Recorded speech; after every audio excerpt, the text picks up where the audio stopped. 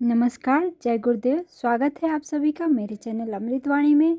आज अमृतवाणी में मैं लेकर आई हूँ संस्मरण अद्भुत, आश्चर्यजनक किंतु सत्य।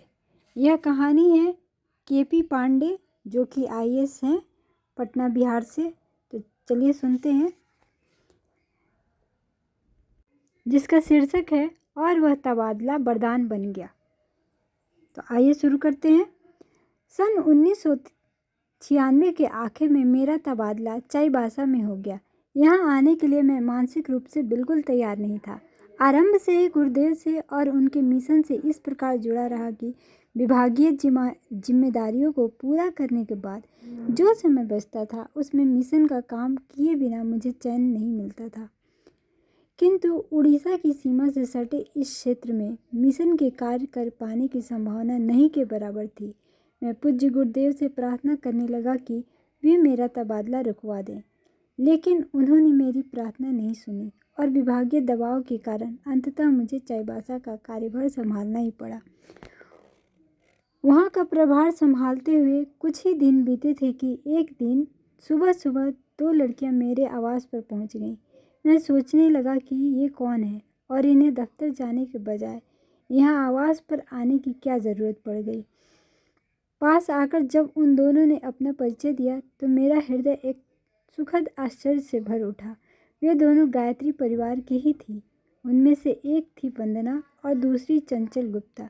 मेरे विभाग के ही किसी व्यक्ति के द्वारा उन्हें यह मालूम हो चुका था कि मिशन से मेरी गहरी संबंधिता है। वे इस उम्मीद से मेरे पास आई थी कि उनके द्वारा जैसे तैसे चलाए जा रहे मिशन के कार्यक्रमों को विस्तार दिया जा सके। उन्होंने बताया कि मिशन का नाम जानने वाले यहाँ गिने चुने लोग ही हैं। वे दोनों अपने स्तर से पूरी तरह प्रयासरत हैं, फिर भी मिशन को मजबूती नहीं मिल पा रही है। इन प्रयासों में अधिकाधिक समय देने के कारण गाहे बगाहे इन्हें घर परिवार वालों की डांट भी सुननी पड़ जाती थी। इन विकट परिस्थितियों में उनके द्वारा किए जाने वाले प्रयासों की मैं मन ही मन सराहना किए बिना न रह सका। मुझे लगा कि इन दोनों बहनों के साथ मिलकर इस क्षेत्र में मिशन को मजबूत करने के लिए ही पूज्य गुरुदेव ने मुझे यहाँ भेजा है। तभी उन्होंने तबादला रुकवाने की मेरी प्रार्थना स्वीकार नहीं की थी। अब मुझे सबसे पहले 9 कुंडी यज्ञ के लिए एक स्थान का चयन करना था। इसके लिए शंभु स्थान शंकर मंदिर मैदान उपलब्ध हो गया। यज्ञ में लोगों को शामिल करने के लिए सघन प्रचार की आवश्यकता थी। इसके लिए जगह जगह छोटे छोटे दीप यज्ञों का आयोजन कर लोगों को संदेश दिए जाने लगे। घर घर संपर्क कर विशेष गोष्ठियों का आयोजन किया गया ताकि स्थानीय लोगों को युग निर्माण योजना के बारे में विस्तार से बताया जा सके। इधर लोगों के बीच प्रचार के कार्य चल रहे थे, उधर कुंड निर्माण से लेकर साधन सामग्री जुटाने का प्रयास भी किया जा रहा था। यज्ञ की तैयारियों में शुरू से अंत तक कहीं कोई अड़चन नहीं आई। चारों ओर से सहयोग की बारिश होने लगी। भोजन प्रसाद की व्यवस्था भी रुंगटा ने की। दीप यज्ञ और हवन के लिए घर घर से आमंत्रण आने लगे। विभिन्न व्यावसायिक ग्रुपों ने भी सहयोग का हाथ बढ़ाना शुरू कर दिया। मारवाड़ियों के एक व्यावसायिक प्रतिष्ठान कोल ग्रुप द्वारा दीप यज्ञ का आयोजन किया गया। अंततः यज्ञ इतने भव्य रूप में संपन्न हुआ जिसकी कल्पना भी नहीं की गई थी। इस यज्ञ के दौरान ही शक्तिपीठ की स्थापना की बात रखी गई। रायपुर के एक मारवाड़ी सज्जन ने शक्तिपीठ के लिए स्थान की पेशकश की। 3 कट्ठे के अहाते में बना हुआ 3 कमरे का मकान, चौड़ा बरामदा, अहाते के अंदर ही चापाकल। स्थान के उपलब्ध हो जाने से शक्तिपीठ के निर्माण का कार्य द्रुत गति से चल पड़ा। 18 जनवरी 1997 को भूमि पूजन हुआ। एसपी रामजी साहब ने शक्तिपीठ के निर्माण के लिए विधि पूर्वक भूमि पूजन किया। यह भूमि दरअसल एक बहुत बड़े भूखंड का हिस्सा थी।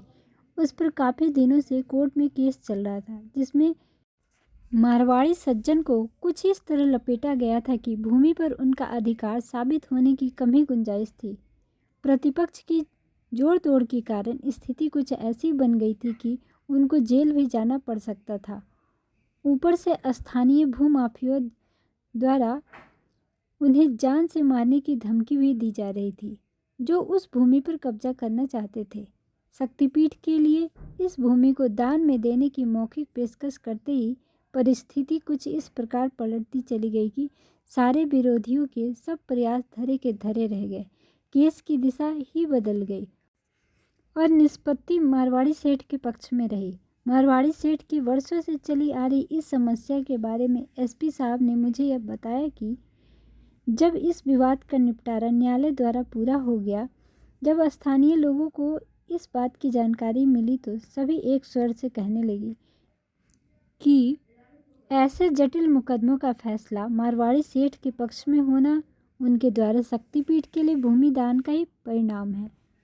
खुद एसपी साहब भी इस निर्णय को लेकर आश्चर्यचकित थे। पूरे क्षेत्र में चर्चित इस मुकदमे में मारवाड़ी सेठ की जीत से चारों ओर गायत्री माता और गुरुदेव की शक्ति की चर्चाएं होने लगी। इन चर्चाओं को तब और बल मिला जब अनायास ही वंदना के लिए रिश्ता मिल गया और उसकी शादी हो गई। एक पैर से लाचार होने के कारण उसके लिए रिश्ता मिलना मुश्किल हो रहा था। यही कारण था कि 25-26 वर्ष की हो जाने के बाद भी उसकी शादी तय नहीं हो रही थी।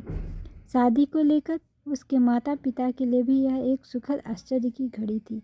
इतना सब कुछ घटित होने के बाद यह बात मेरे समझ में आ गई कि चाईबासा के तबादले की व्यवस्था पूज्य गुरुदेव ने मुझे पुरस्कृत करने के लिए ही बनाई थी।